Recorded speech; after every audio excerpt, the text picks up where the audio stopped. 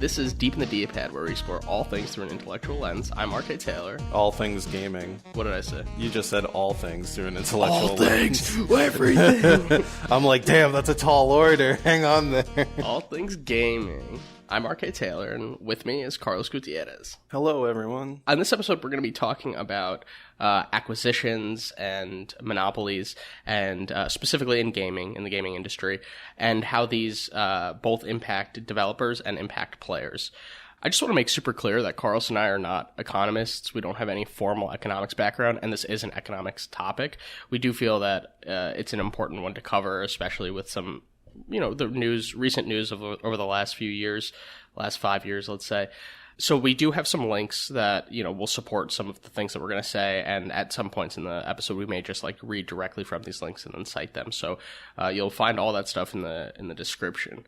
But with that being said, Carlos, do you have any other caveats that you want to put at the top of the show? Yeah, we are not big corpo businessmen. We are definitely more on the creative side of that duality. And we're not even indie businessmen. We are no kind of businessman. Yeah, we need to start fake businesses to then baby step our way to real businesses. The only other thing I could think of is just as with a lot of things in game development, it's always on a case-by-case basis.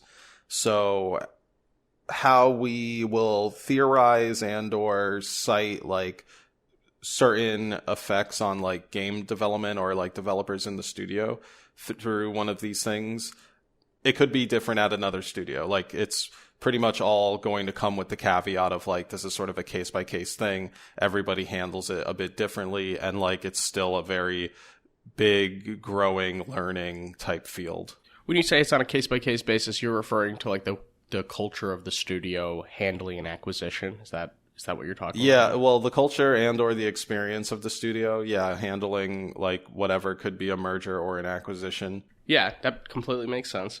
And we'll get into more of that. But before we do, let's hit our first segment, our D-Pad Delights.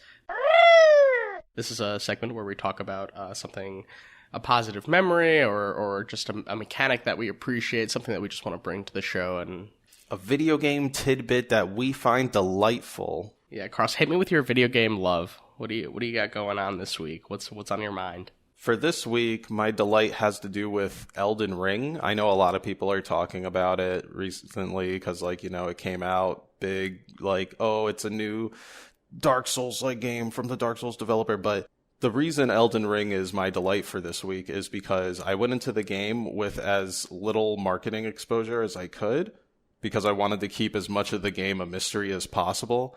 Almost like playing Breath of the Wild for me.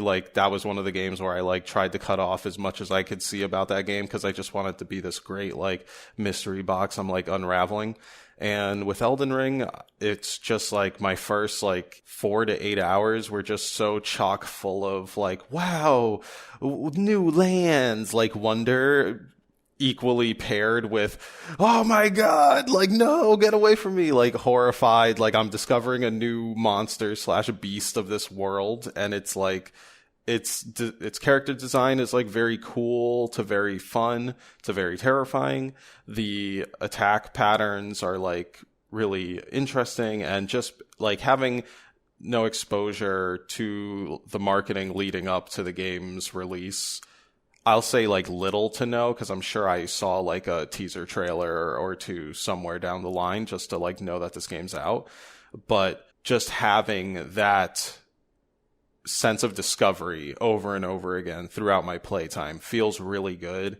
And it's not a feeling I get very often when playing games. So I'm glad that I could help foster that type of environment and scenario for myself with Elden Ring, and trying to just keep away from trailers and stuff like that, so everything could be this sort of terrifying but joyous, wow, a new novelty, sweet. Oh, it kills me in one hit? Okay, well fuck, I guess I was correct to be deathly afraid of that thing. Yeah, can I ask, I know this isn't the point of the D-Pad Delights, but is there anything about this game that you're finding, I don't want to say frustrating, because I feel that's the nature of a lot of From games, but unduly frustrating, perhaps? not just like dying a lot, right? I mean, that could be your answer, right? But is there anything about the game that you find lacking? Find lacking? I guess it's kind of like based on taste. I know in general I like things either explained to me and or guided a little more. I would say most AAA games nowadays guide you a little too heavily, and the Elden Ring game tries to go for this middle ground, right? Where it is giving you indicators of where you should go, like not where you should go, but more so the direction you should walk in to complete the main quest at bonfires.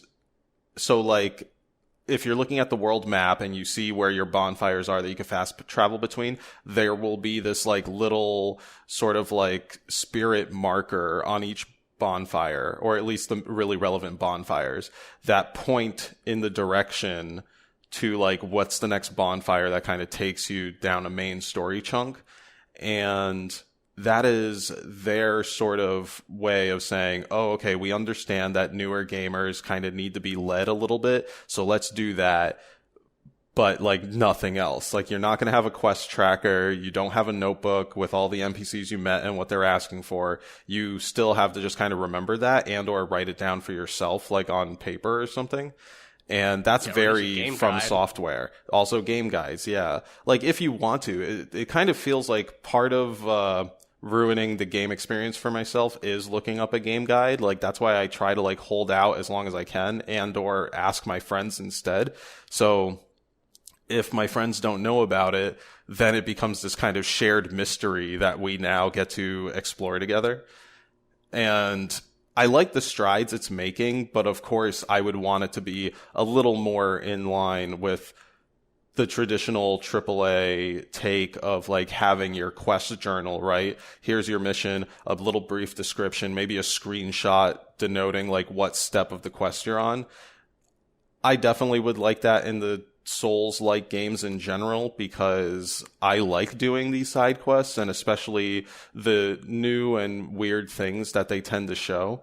But I by no means can understand like half the stuff that these NPCs are talking about and or their like motivations if potentially this quest has like multiple ways to complete it, right? Like, cause they can totally set that up in previous games where like a character will tell you to do something and maybe it turns out they're a bad actor, so you actually should have just killed that NPC from the start, and they're not a boss or anything. It's just like, oh, he didn't seem too bad, so I just did this quest, and it's like, well, now you're going to get the bad ending, or like now you got locked off from these other two side quests, but you never get any indication of that. So anyway, the place where I think it could do better for me personally, just like my own sort of desired player experience, is having a little bit more guidance in regards to like what the main mission is and what the side missions are and like just how to go about them. I don't know if I necessarily want to push it as far as saying like I want a number out of number for like every time I go into a cave that it turns into a mini dungeon. Like, I don't want to know how many shrines are on the map, I think. I just want to know that, like, there are shrines, and I would like to be notified at the point where I have found every last shrine. But I don't necessarily want to know after I have found my first shrine that there are 89 shrines and I just found the first one, because that turns it into a checklist. Thank you for sharing, Carlos. Switching to my D-pad delight. Mine is about Pokemon Arceus. Carlos, you still haven't played this game as far as I know, but I'm sure you've seen like a ton of stuff about it at this point. Right, yeah, this is the game where you're a Pokemon researcher, you're catching them and studying them, rather than outright having to battle your way to the top. Yes, and the thing that I want to talk about specifically is this concept of research level, that I think is just absolutely brilliant for them to have included in this game. For anybody who's played a Pokemon game, I know that there are a lot of people out there who've played the mainstream or mainline Pokemon games, you know, the ones that are named after like colors or jewels, basically. There's a very strict formula that Pokemon has been following since like the, early to mid 90s. They've tried to iterate on it with games like Let's Go Pikachu, Let's Go Eevee, or we've seen games like Pokemon Unite, which is a MOBA, and Pokemon Go, which is, an AR game. But I think that Arceus is taking Pokemon and the mainline Pokemon series and trying to innovate on that the best so far. It's truest to the original idea, the original model, but it's found really fun ways to engage you. So the idea is obviously catch them all, right? That's like every Pokemon game, right?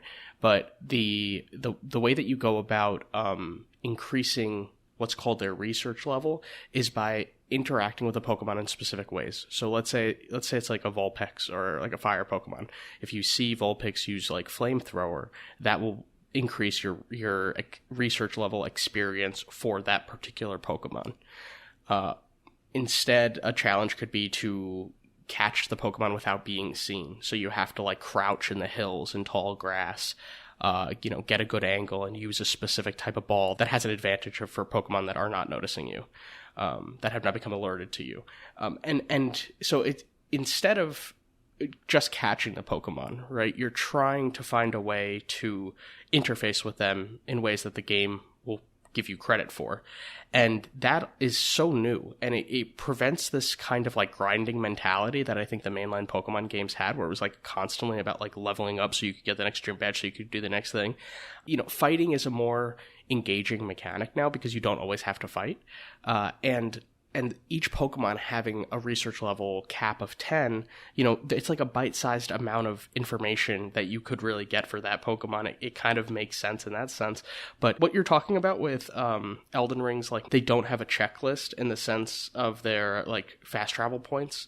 Pokemon, there is a literal checklist, but they're all like optional, right? You can increase the research level in a bunch of different ways. They might give you like 8 different tasks, and you could do the same one a bunch of times, and you'll be scored differently. So let's say again, that's the same Vulpix example, right?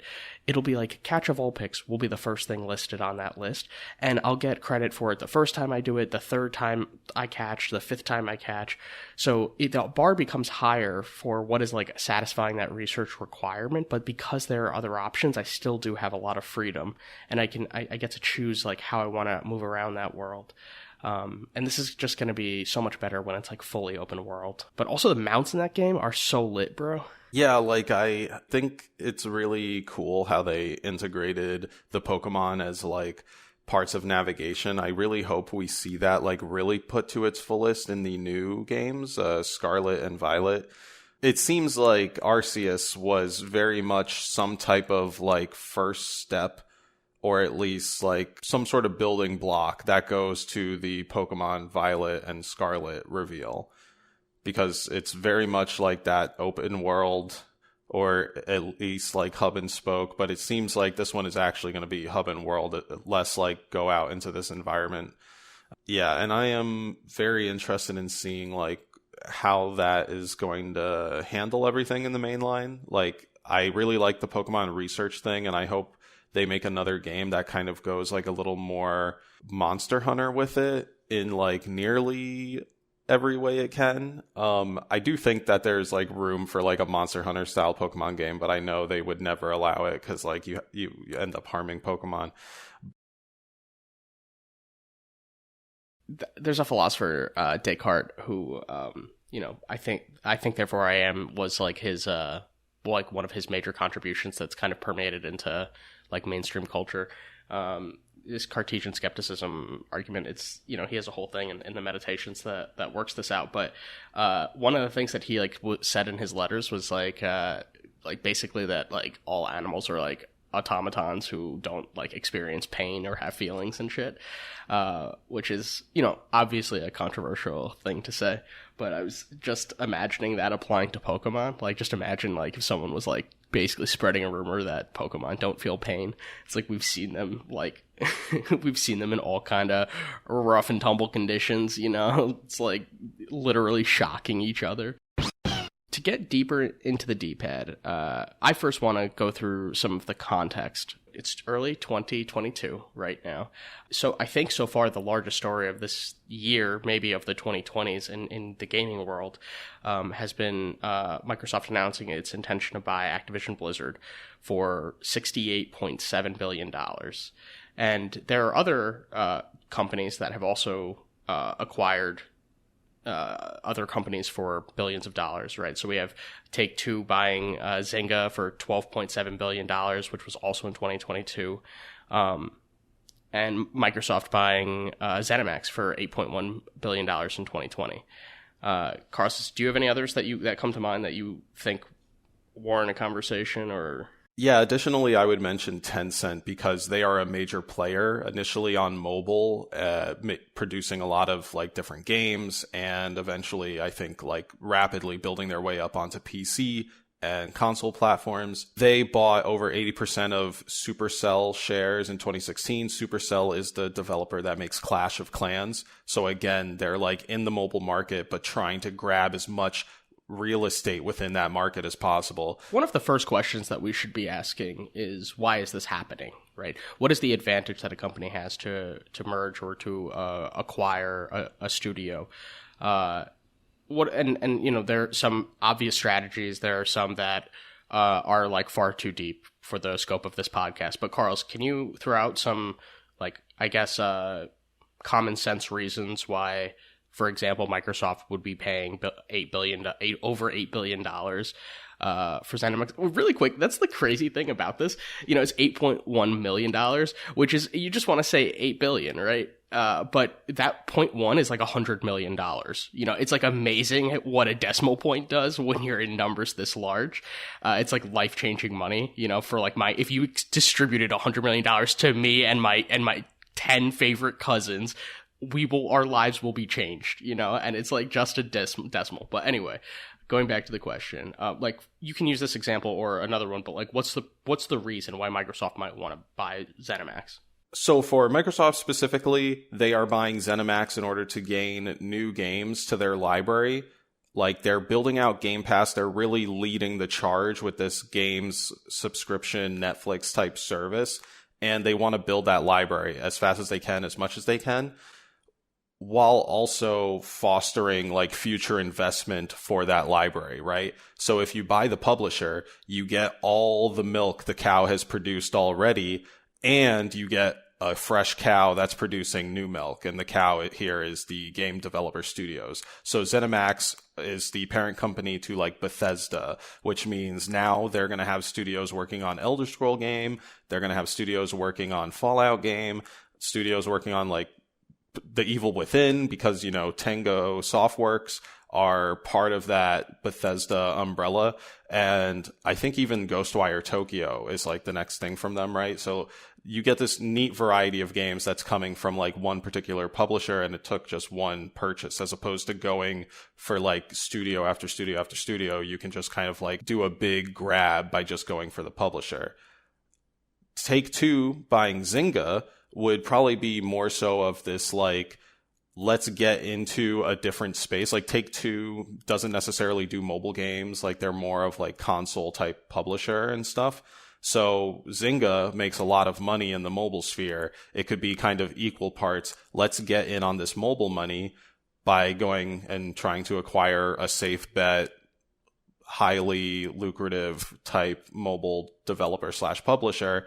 And also maybe we want to make our own IP, like whatever Take-Two makes, and put that into the mobile market in some way, whether that's like one of our less liked, you know, cash grab style gotcha games that are filled with ads and like, you know, random lever pulls to like get loot boxes. Or it could be like this really well thought out, pay one price initially and you just get the whole game, but now it's using like a Take-Two IP. Maybe it's using Take-Two IP to reskin one of Zynga's existing games. Maybe it's like Farmville, but with a Take-Two IP applied to it, right? So it's both about like getting money, of course, but I think as long as they're doing it smartly, it's also about investment, right?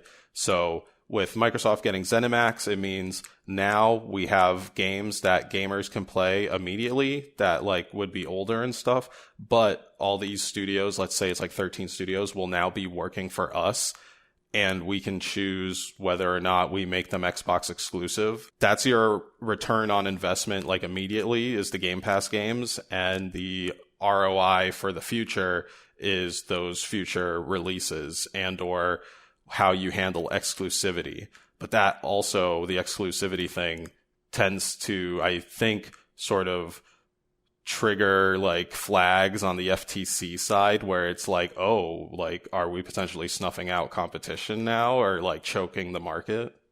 Yeah, you went so much deeper with that than I expected. But yes, like, totally agree. At the bottom line, you know, to abstract it from the games industry, it's about at Microsoft believing that purchasing Zennimax is going to be fruitful in the sense that they will make more money. You know, they believe that the titles associated with that company are going to continue to garner esteem, and that they'll still be able to make money from those IPs. That's kind of like a common sense approach. This isn't a groundbreaking idea in economics that you're going to want a return on investment, right?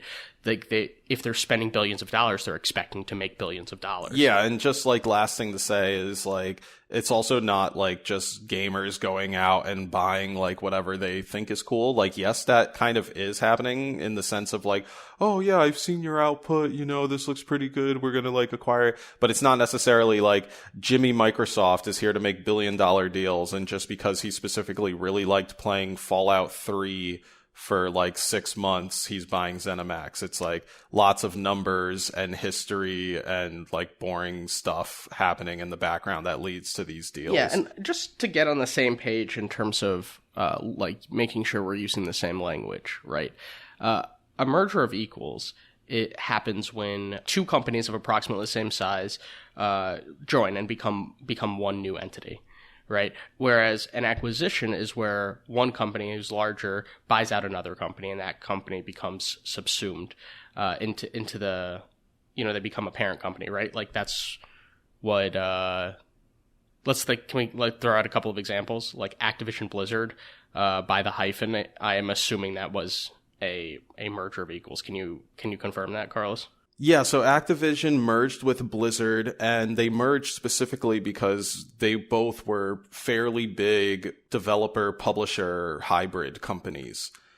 So they merged in 2008. It was a $18.9 billion deal. To kind of give a frame of reference for what's being made now in 2022, right, with the Activision-Blizzard deal, and even comparing that to the Zennimax deal. These two publisher developer houses, Activision and Blizzard, have like many big name, big financial games behind them, right? Activision most famously probably Call of Duty. Blizzard most famously Warcraft, StarCraft / World of Warcraft. The main point here is that they are both companies with like equal size and or weight, I guess, financially. So they end up merging as opposed to one company acquiring the other, or there being some sort of like hierarchy of power. They seem to like actually like merge in this one, hence the hyphenated name like you referenced, Activision Blizzard. But now Microsoft, with the acquisition, Microsoft is like big Microsoft. It's not necessarily just Xbox. It's like, this is Windows PC, Windows operating system, yada, yada, yada. So all of that, it makes this company into a much bigger financial daddy for the Activision Blizzard. And thus, Microsoft is now, like I just said, going to be financial daddy for this like big merged together game developer, game studio network, which is like pretty wild. Like, that's why we get to these numbers that are just like so inconceivable. Like, the actual physical, tangible amount of money is just like such high scale at this point that like we couldn't see it. We couldn't picture it for ourselves in reality, and if we could, the weight of it, the literal weight of the dollar bills would crush us underneath it. This is a big enough deal that the Federal Trade Commission is overseeing an antitrust review of the Activision-Blizzard acquisition by Microsoft. You know, I'm not sure what the effects of that could be. I think that it could be that the FTC just says, no, like, this is going to lead to to a monopoly, or this is going to hinder competition enough that we cannot let y'all merge, or cannot let, X acquire Y, in this case, and that seems like a lot of power. And I don't know how often that happens, but it's certainly interesting that it's going to be in conversation with the video game industry. And just so that we have like a clarification about monopolies and like the FTC's roles, I want to read this link that I found on Investopedia that uses rum sales as an example. Okay, so just bear with me. When firms with dominant market shares prepare to enter a merger, the FTC must decide whether the new entity will be able to exert monopolistic and anti-competitive pressures on the remaining firms. For example, the company that makes Malibu rum and had an 8% market share of total rum sales proposed buying the company that makes Captain Morgan's rums, which had a 33% of total sales, to form a new company holding 41% market share. Meanwhile, the incumbent dominant firm held over 54% of sales. This would mean that the premium rum market would be composed of two competitors, together responsible for over 95% of sales in total. The FTC challenged the merger on the grounds that the two remaining companies could collude to raise prices and force Malibu to divest its rum business. So that sounds like a pretty serious consequence. Do you have any thoughts on that? I mean, obviously, the rum just replaced rum with AAA games. Yeah, I have some thoughts on it. Like, I think that was a good qualifier towards the end, that there was kind of two big heads controlling over 90% of the market. With the video game industry as a whole, I don't see that happening, at least for a very, very long time, like us getting close to that moment, because gaming has been so democratized. In like, we have people who like just make an entire game in their house, like one room, what have you, and that will be part of the market. Will that be like a huge 20% part of the market or something? I don't know, but I don't see those people getting swept up in these big like mergers and whatnot. So at the very least, like the indie developer, the actual like in a basement like indie developer, not the like new AA, which is like indie backed by some sort of AAA publisher, I think those will still be out and about. And, we'll have companies that maybe come up to like a quarter control of the market, or like 30% control of the market. And I think I might have mentioned this earlier, but I feel like platform exclusivity plays a huge role into it.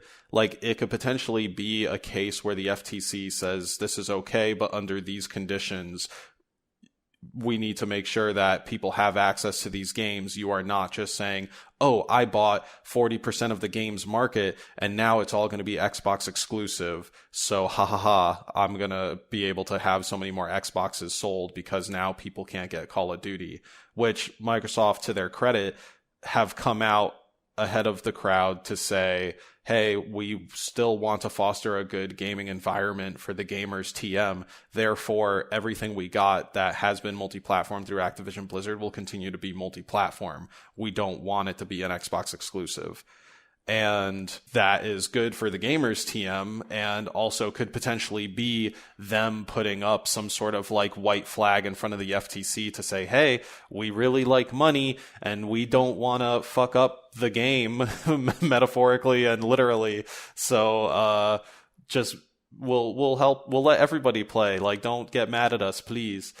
And who knows, maybe that'll work, but I wonder if, like, maybe there could just be a provision in there that says, like, hey, yes, you can do this, but never, ever, ever shall you claim full exclusivity to a lot of these things that weren't exclusive beforehand. Yeah, that's interesting. And I think that those things would have to be, like, time indexable. So, like, for 5 years, you cannot, or something like that. Yeah. I guess we're hitting our first roadblock, though, where our intuitions are quite different, I think, about the impact, the financial impact of indie game developers. And I'm curious if, I wish we had hard data to be able to crunch and really like kind of digest this. But my thinking is that if Sony or Nintendo were to acquire if one were to acquire the other, or if they merged, we would essentially have a tried and true like duopoly, right? Like it would be the Microsoft and then the like Sony hyphen Nintendo. And I agree that there are a ton of indie developers out there, but it's like if we were going to be having a conversation about like fast food monopolies, and let's say McDonald's was buying up a bunch of places, people making burgers in their kitchen at home doesn't count because it's not occupying that market share. If I start selling burgers outside of my kitchen window to like strangers and a few people come by and buy them, you know, I'm far less than 1% of what McDonald's is making every hour. And because they own the mainstream consoles and they pump out AAA games that are worth $60-$70, I think that they are occupying not just a majority of the attention, but a majority of the money would be my guess. So I'm curious if indie developers are really putting a dent in that. Yeah, Ryan, you definitely have a good point there. Like indie developers, especially the ones that are like way smaller scale, like maybe one individual or like a small handful of individuals, they wouldn't be a big enough part of the population, especially if we did have a like Nintendo Sony merger of some sort. It is kind of interesting to think about though, because it feels like there are a lot of big publishers out there still. Like I know I mentioned THQ being sold off like some time ago, but there's still like 2K Games out there. 2K Games is a big publisher. There's Electronic Arts that's still out there. I'm thinking exclusively from like game output, we still have big publishers in play where like if Sony and Nintendo were to combine, or even Microsoft and Nintendo were to combine, we would still potentially have like enough players that like it just keeps the scale potentially off duopoly. If we're talking about hardware publishers, then of course, right? We only have the big three, more or less. The Nintendo, the Sony, the Microsoft, Xbox.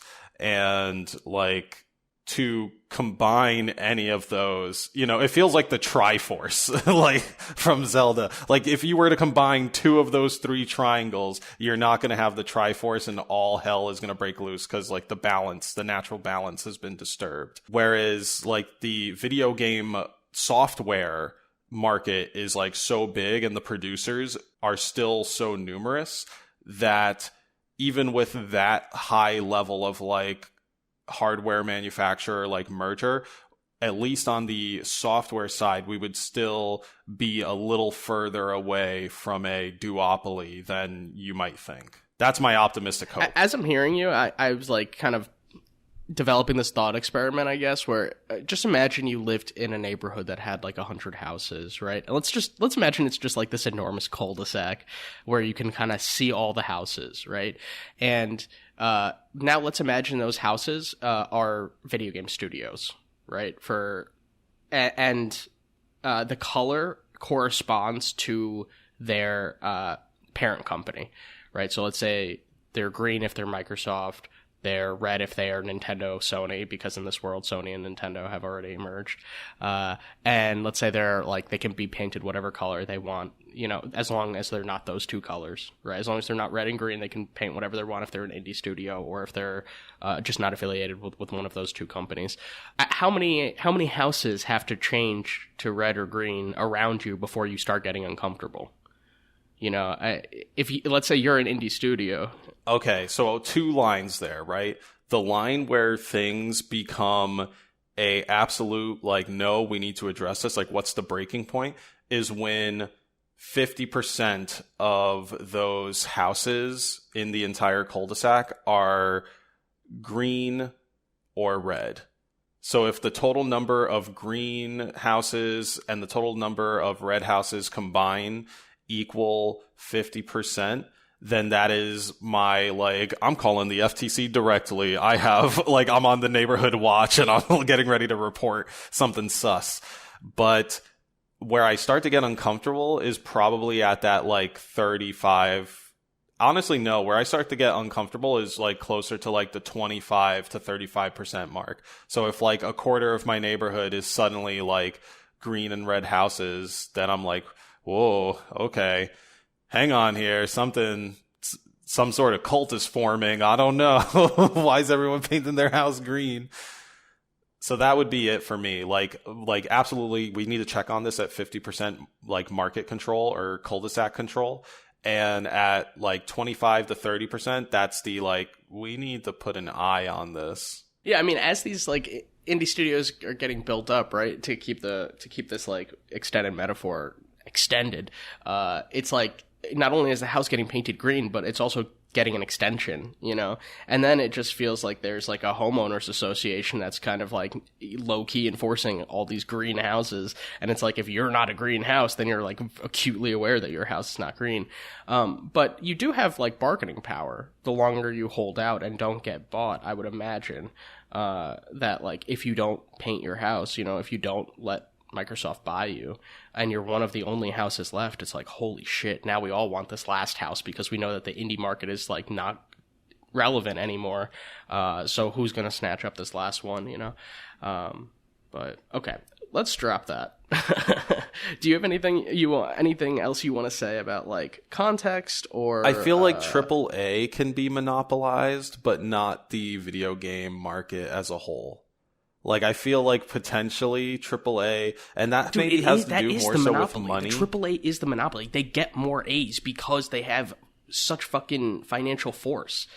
That's like the very point. Like, you're giving indies so much credit. But how is AAA itself a monopoly, though? The point is that AAA games and indie games are both games, right? But AAA games get millions of dollars poured into them, and their expectations that millions of dollars will come out. That indie game is like I don't devalue the potential that one person with a vision, like that one person with a vision can execute that vision if they're really passionate about it, right? And like we see breakouts like Stardew Valley, where it's like, whoa, this one dude like lived on his girlfriend's income for 10 years and then now he's a millionaire because his game that he personally invested so much of his life into came to fruition and people love it, you know? That's amazing. But that's not a common story, you know? That's like, there are a lot of people who go on Oprah and don't leave with cars, but we all hear the call, you get a car, you know? It's like, yeah, that doesn't happen for most Oprah guests.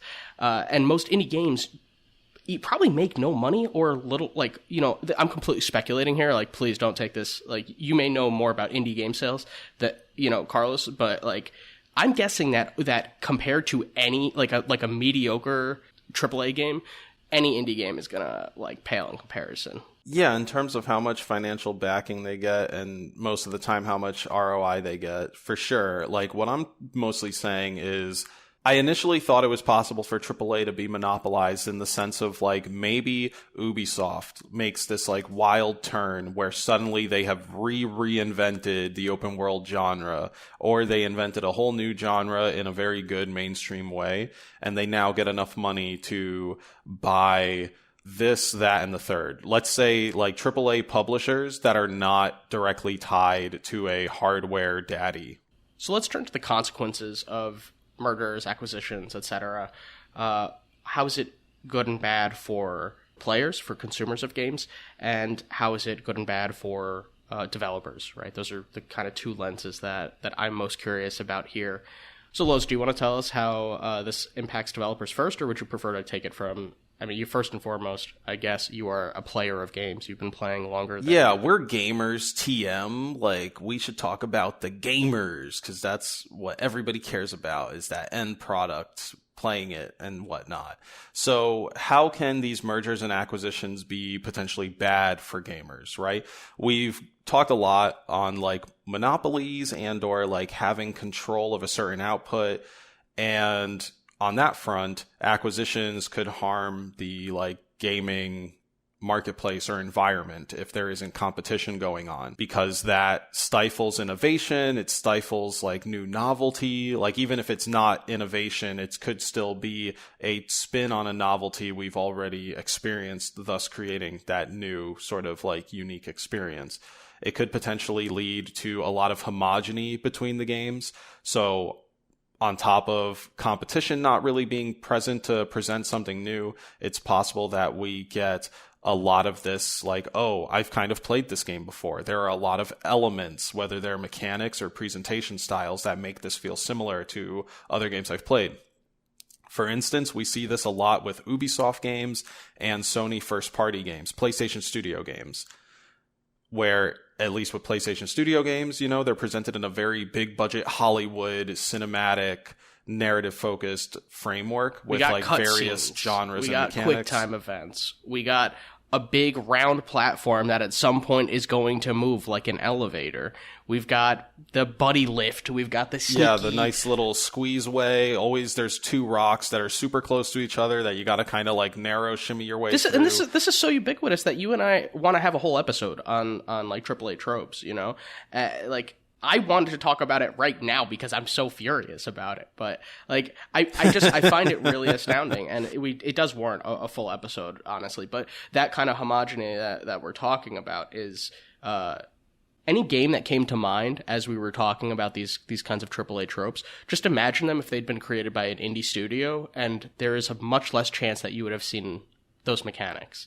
You know, like, there are other ways of doing things, but if there's a way that you know, seems efficient, or it's like, well, we already solved this problem, so there's no need to reinvent the crawl space, you know. But it's like there is, because since you have seen that before as a studio, we as players have played that countless times, right? And so the idea is that essentially by having more independent artists create and you know, find different ways of engaging the player, right, there will be less homogeny, right?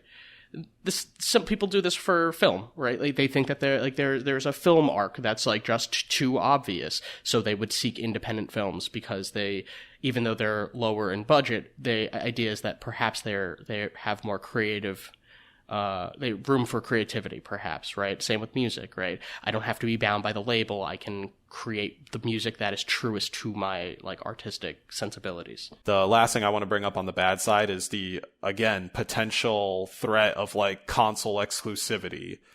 As publishers or companies acquire more and more developers, the question there is, like, well, they obviously have a goal to push more of their hardware to as many people as possible.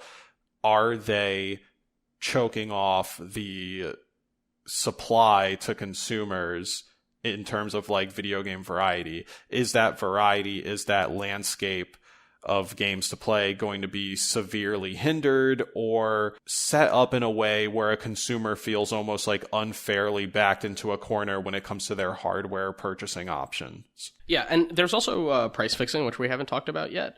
Price fixing occurs when like two companies get together and they determine what the price of something that they're selling is going to be.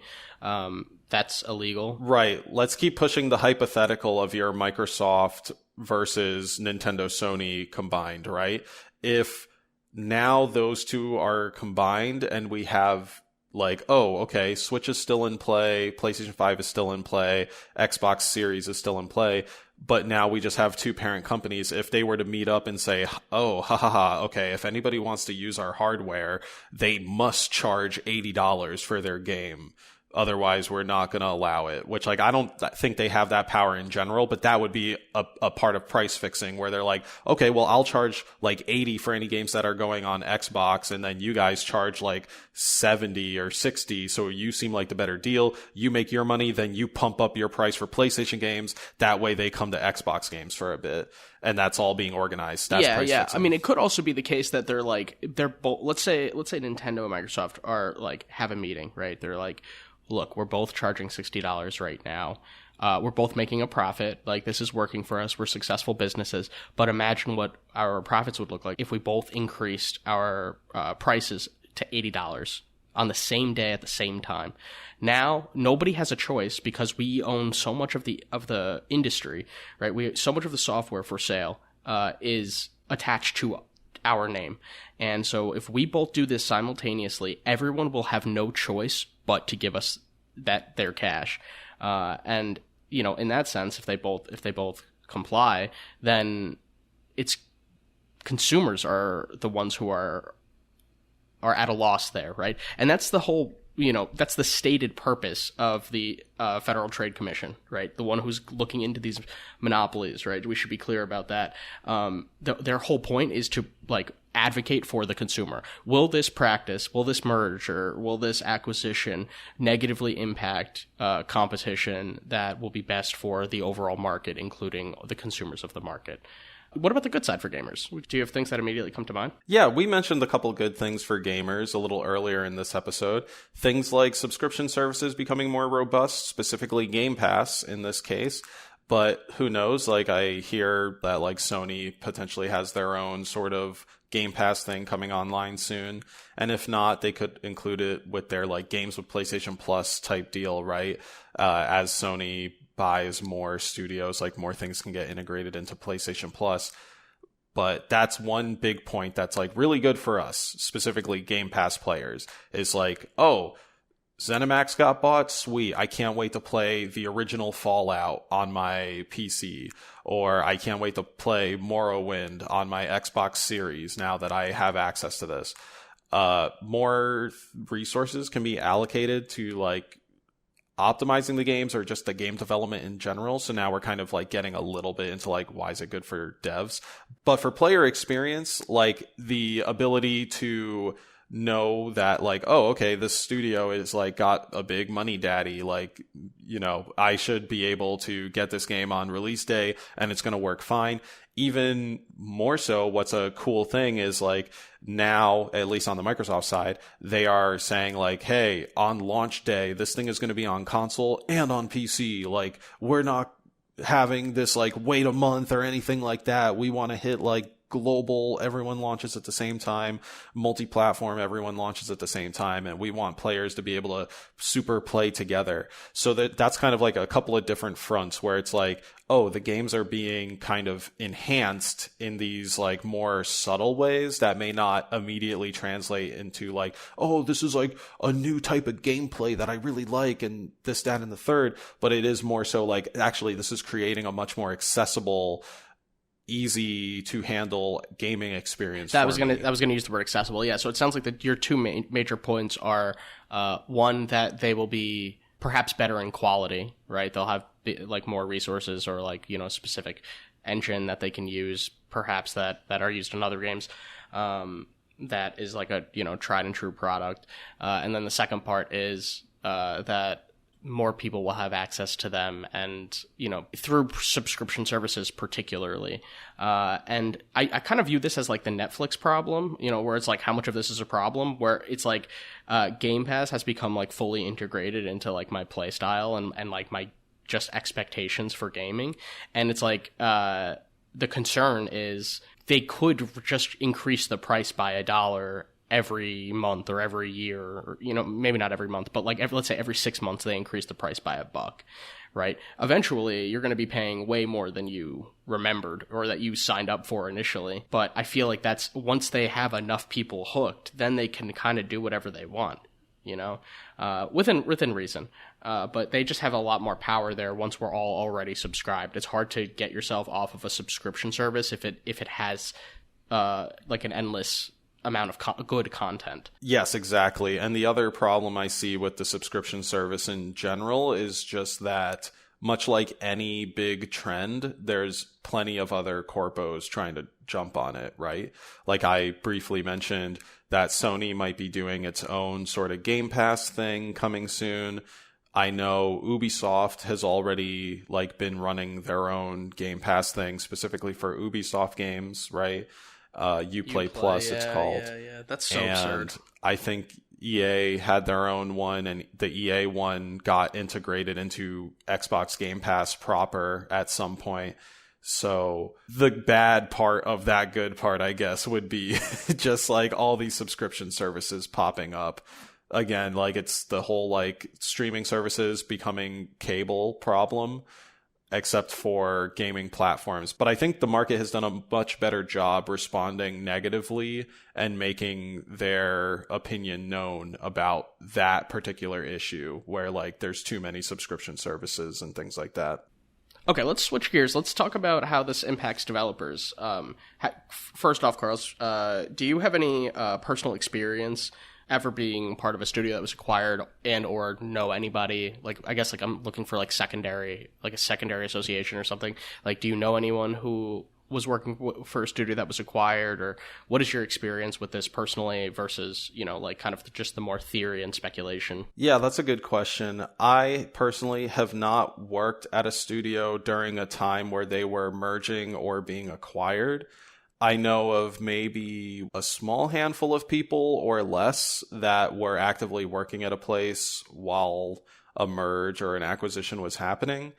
And the most I sort of know from that is, let's say an acquisition is happening, right? So I believe in either case, like merger or acquisition, employees who are working at the target company, they usually have to sign a contract that says, I will continue working for target company for this number of months.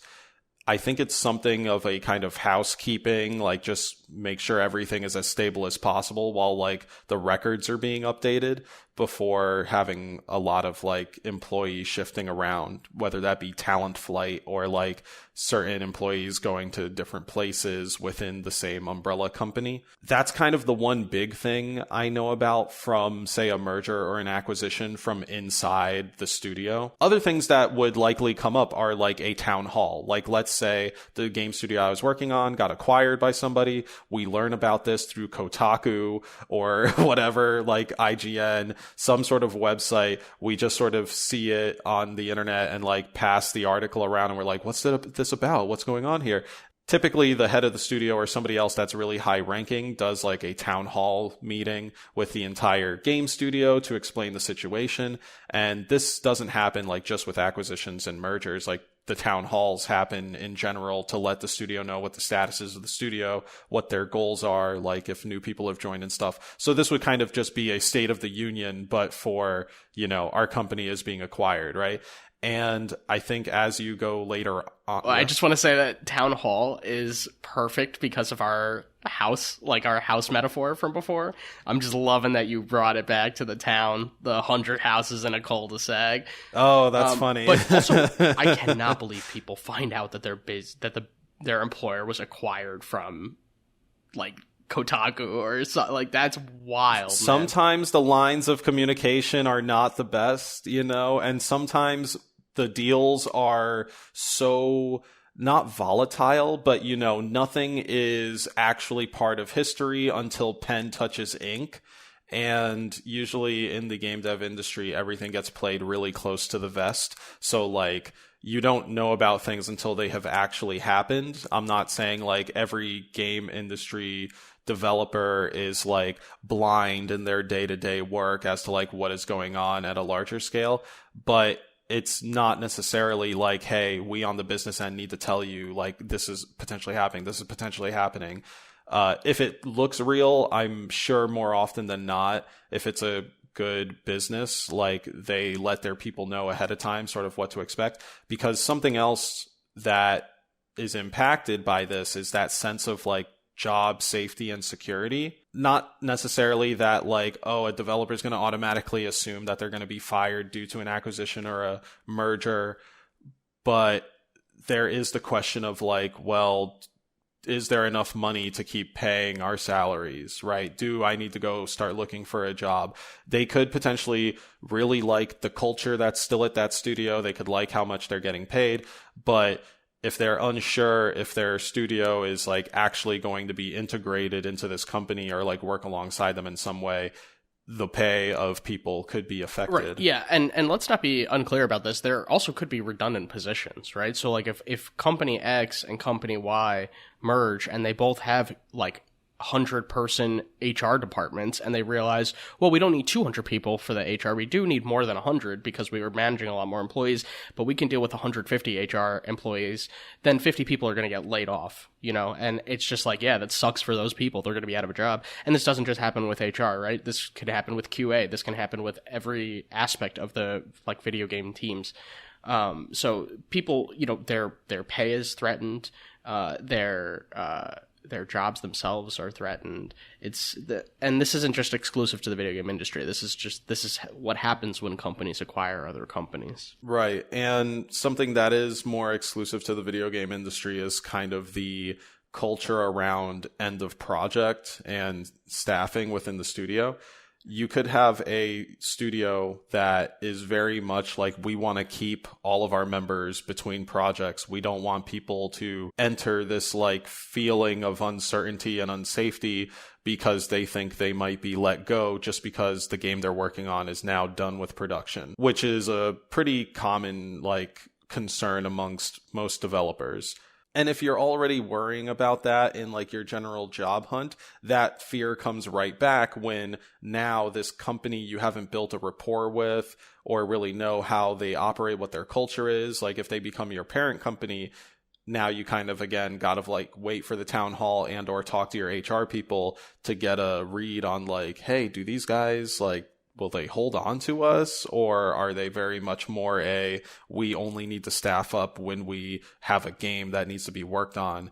Yeah, and there is the problem of companies becoming too powerful, too hands-on, I suppose, is a way of thinking about it, where they start, one company will acquire another, and then they will like project all of their styles of making games onto this development studio that already had a workflow. Everybody knew whose responsibility different projects were, etc., right? And then another company will come in and kind of change things around, thinking that they're going to make the system more efficient, but actually it could be the case that they do that, but it could also be the case that it's to the detriment of the studio. And there's something called the EA graveyard, which, Los, you'll be able to talk about better than I will.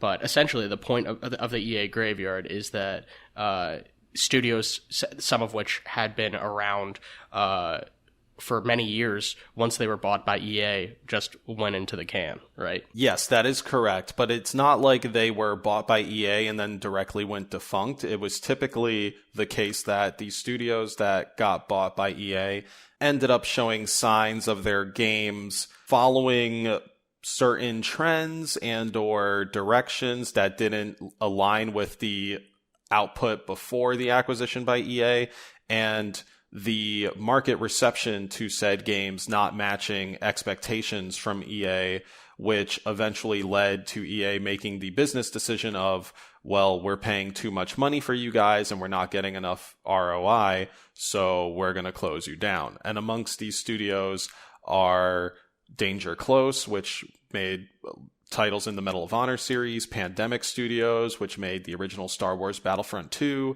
as well as Mercenaries, Playground of Destruction, The Saboteur. There's Visceral Games, which made Dead Space, right?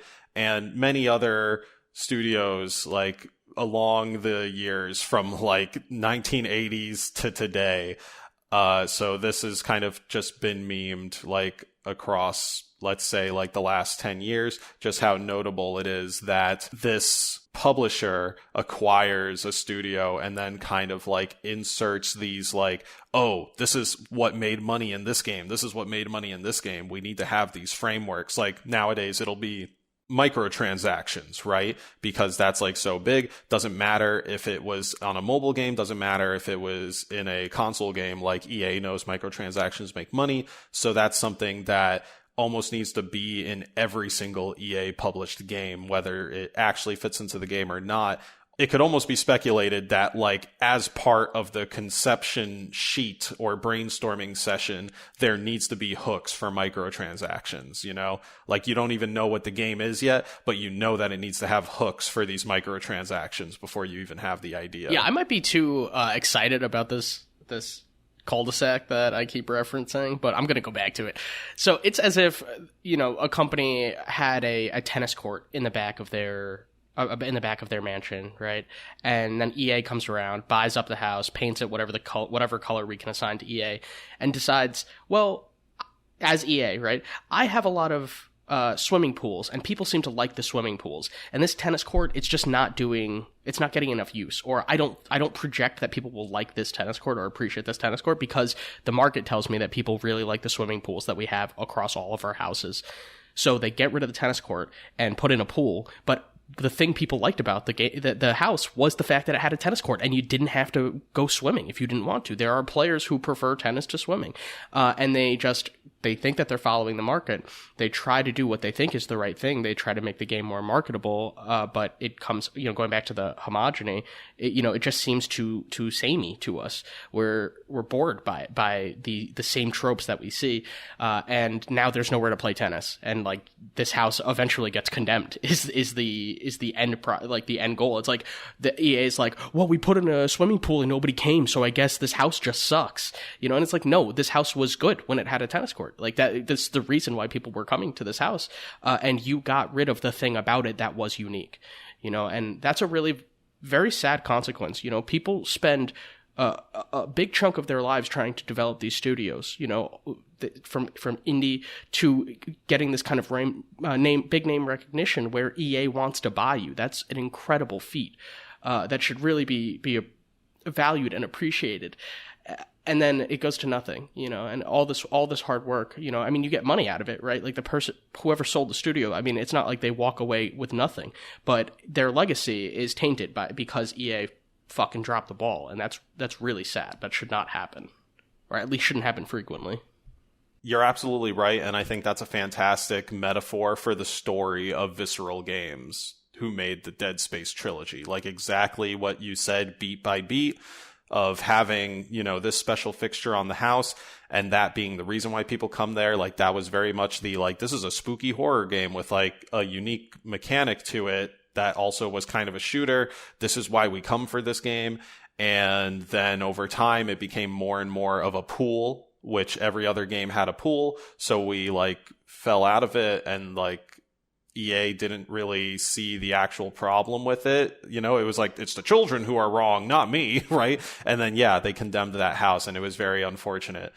Other things that tend to happen in the unfortunate category are things like, and this doesn't directly impact a developer, but it could impact a development studio as a whole, as I'll explain in a second. But when a publisher or some sort of big player in the games industry ends up going defunct or bankrupt, in this specific case, THQ in 2013, going bankrupt and having to auction off its IP, its various properties. That was a major happening. I remembered hearing about that on IGN podcasts for months, almost certainly months. So THQ, right, having rights to games like Darksiders, Homefront, Company of Heroes, some WWE games, Saints Row. There's a lot of really good stuff here, and it answers an interesting question of well, what happens when the company that owns, say, Spyro the Dragon or something like that, what happens when they stop being the big multimillionaire mammoth that they are? And I guess this is it, right? They need to liquidate all their assets in order to pay off their debts in whatever deal that they made. And part of that liquidation is saying, hey, we were the ones who had rights to make this game or use this world and use these characters that were already set up. Now we are selling that. Who would like to buy? And that's where you have big possibility space. It becomes suddenly blue sky, from these ashes, potential phoenixes are able to rise left and right. Don't take necessarily any example I give as this happened in real life. I'm just saying this is potentially what could happen, right? Where you could see Sony potentially buying some properties, Darksiders could have become a Sony exclusive property. Things like Dead Island could have potentially gone to Microsoft, or even just a different publisher. I think THQ Nordic, which was not dissolved along with just regular THQ. I think the different branches of THQ still survived in some way or another.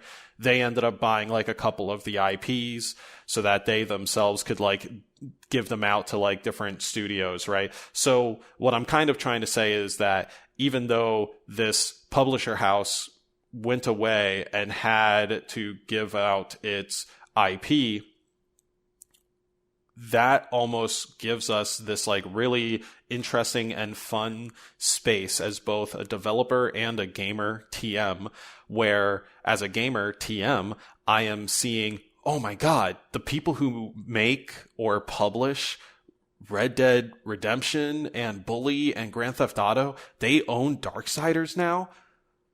If they ever use that IP, I kind of am going to assume it's going to be like a Grand Theft Auto or a Red Dead Redemption or a this. What the hell is Darksiders going to look like in that type of world? Whoa! Like, I'm a gamer TM. I only know how to operate off of, like, you know, the pre-existing examples I've seen from that output and combining it with the IP that I know and that I've kind of played from this different developer. It's almost like how Spike Lee, like, remade Old Boy, but, like, in his own style. Right? It's going to provide possibility space for like brand new takes from very different environments on like a piece of media or a world / brand that we're familiar with. That could also be potentially applied to Bungie and 343 Studios, where Halo, like the original trilogy or quadrilogy, was like made by Bungie. And then like Halo 4 and beyond was made by 343 Studios. So you're feeling that difference, like both in the way the game looks, the way the game feels, because different people entirely, different teams entirely took a stab at like working in this box that has been created. So a similar thing could happen to Darksiders with like other studios. And that's just like sort of a nice thing that comes out of a not so nice thing, which is the bankruptcy. Yeah, that's really reframing. You're like, well, from the point of view of the game, it gets to live on and be iterated in new ways. But it's getting farther from the vision of the person. As a developer, it sounds interesting for like the box, the being able to paint in this different box. Like that's what's cool for a developer. And I do find that interesting. And I mean, but we can't look at it without knowing that the person who initially conceived of the idea is, their idea will be manipulated far outside of their like domain of control and also their like initial intentions, which I would imagine happens in game development all the time since you're working with big teams of people and, you know, you kind of have to be flexible to changes and new ideas and all of those kinds of things. So adaptability seems like it would be really important and just not getting too stuck on your one idea. But it's interesting. The THQ thing is really interesting because instead of just being bought outright, you know, instead of one publisher, you know, previously, or for most of this episode, we've been talking about companies that were just bought outright or merged. This feels very different to me. The idea, you know, to take our earlier example of like Sony and Nintendo merging, right, to create this kind of duopoly between the Sony, Nintendo, and versus Microsoft, right? What if instead Nintendo was like, wow, we're really not making any money. We're getting bought out. We're getting beat out by Xbox. We're getting beat out by Sony. So our new strategy is we're going to sell Mario to Xbox or to Microsoft, right? We're going to sell Kirby to Sony. We're going to sell Splatoon to Microsoft, you know, and divvying these up, you know, and seeing, you know, you can almost like auction each IP as its own thing and see who will pay you more for the individual IP to try to maximize the amount that you're going to get rather than bundling them all together and letting the company be purchased. And also, if you think that a certain studio, like if it's important to you that this is going to live on in your vision, and you think a certain studio is going to do this IP justice, then you can even sell at a loss if you want, you know, or perhaps just not as much as another company would pay you if you think that company would trash it. You know, if you think if you're Nintendo and you think Kirby's gonna go into the EA graveyard, if you sell it to EA, but you think that a cinematic-driven Kirby game is like really what the franchise needs, then maybe you'd want to sell for Sony, even if they're not going to pay you as much as EA. As you all know, we are in the process of experimenting with new third segment shows. We've done the variety show. We're moving on to a new one called our Hot Takes. This is where Carlos is going to offer us a line of something that's controversial. I have the opportunity to agree or disagree at face value, and then Carlos will provide us more information, and he and I can debate or I guess maybe just agree, and then we'll fall flat. Let's see. Carlos, do you have a hot take for us? Yes. I don't know how hot of a take it is, but I do have a take that I feel like doesn't get said that often. As a player, as a gamer, TM, I believe video games should have hard drive data caps.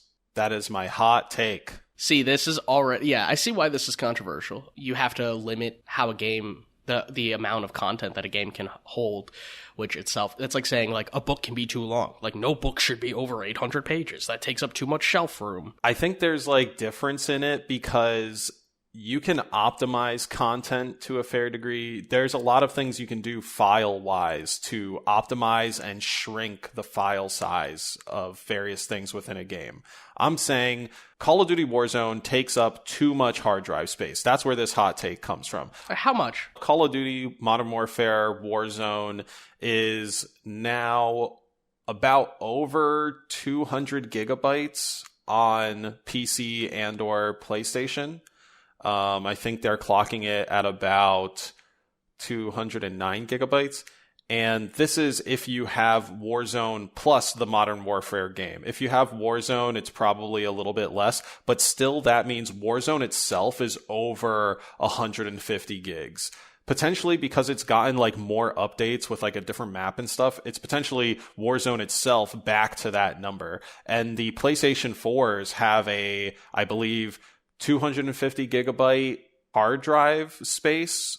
Maybe some of them have, like, I think if you have the Pro, it's a 1 terabyte hard drive space, but a quarter of that terabyte. If you have the Pro version of the PlayStation, a fifth. Oh, right. Because it's like 200. Sure. I'm like still reading it as like 250, but yeah, like a whole fifth of that is for this one game that is a game as a service game. It's not God of War. Like, it's not taking me on this big epic journey of like cutscenes and all that type of stuff. In fact, God of War probably takes significantly less space than COD Warzone.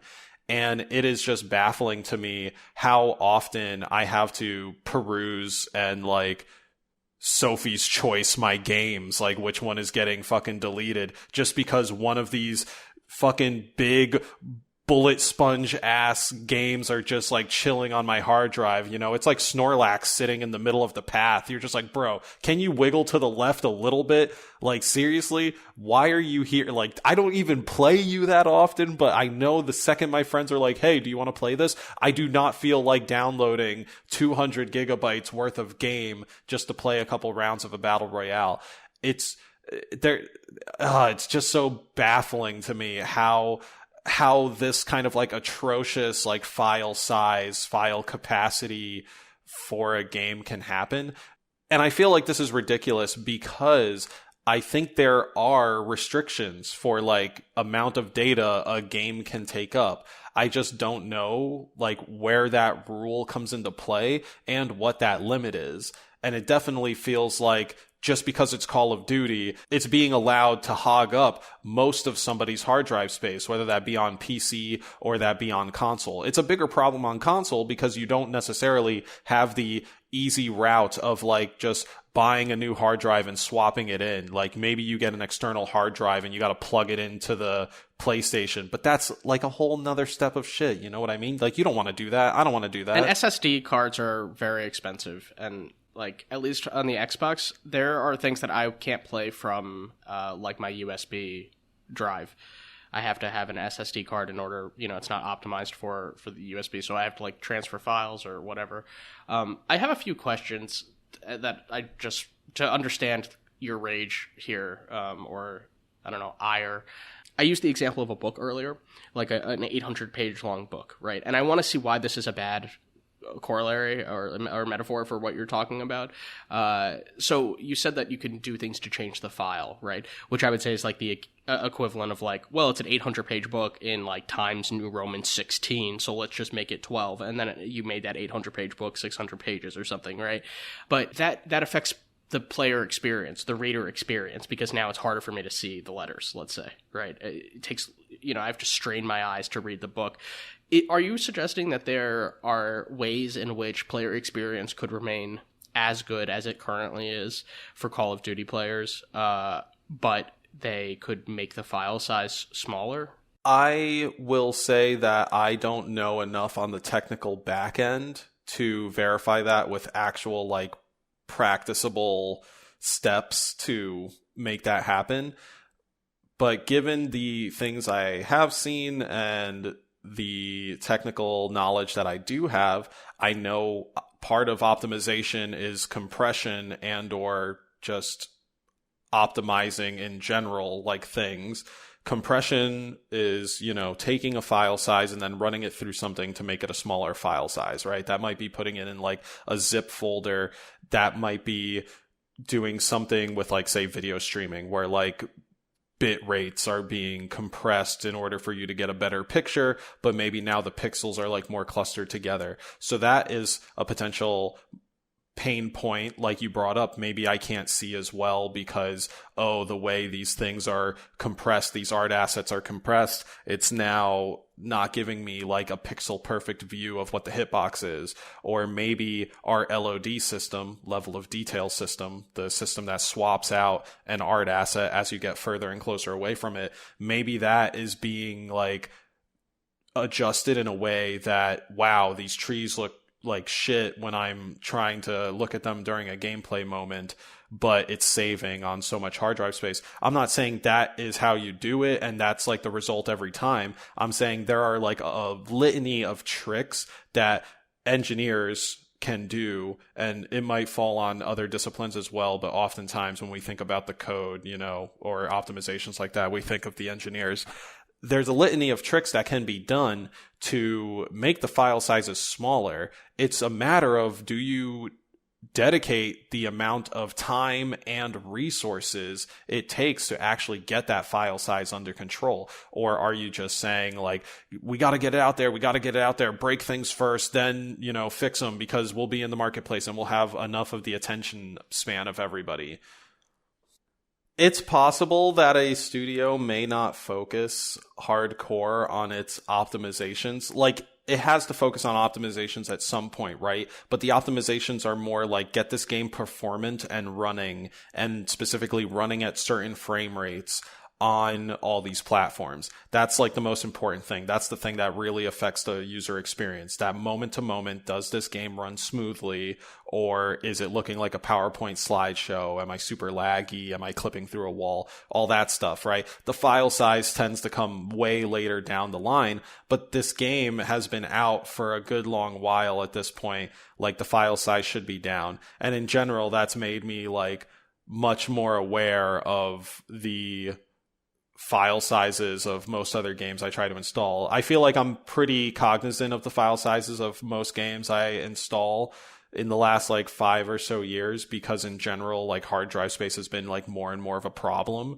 So to see these games just like unabashedly be over 100 gigabytes big, I'm like, yo, you gotta calm down with this. Like, you either better have a fuckload of cutscenes, some in bomb-ass music, or like something to justify that much hard drive space being taken up. And even then, like, I kind of don't want that much hard drive space taken up. I'm like, maybe you do a couple less cutscenes. Maybe you learn how to compress those cutscenes in a way that'll be good. Because calling on like my own experience, like, the largest file size objects are typically the like cinematic files, the audio files being like music and voice lines, stuff like that. I think those are like the two largest things, is like movies and audio, because those take the most damage when they are compressed, and everything else is mostly like scripting and data and things like that.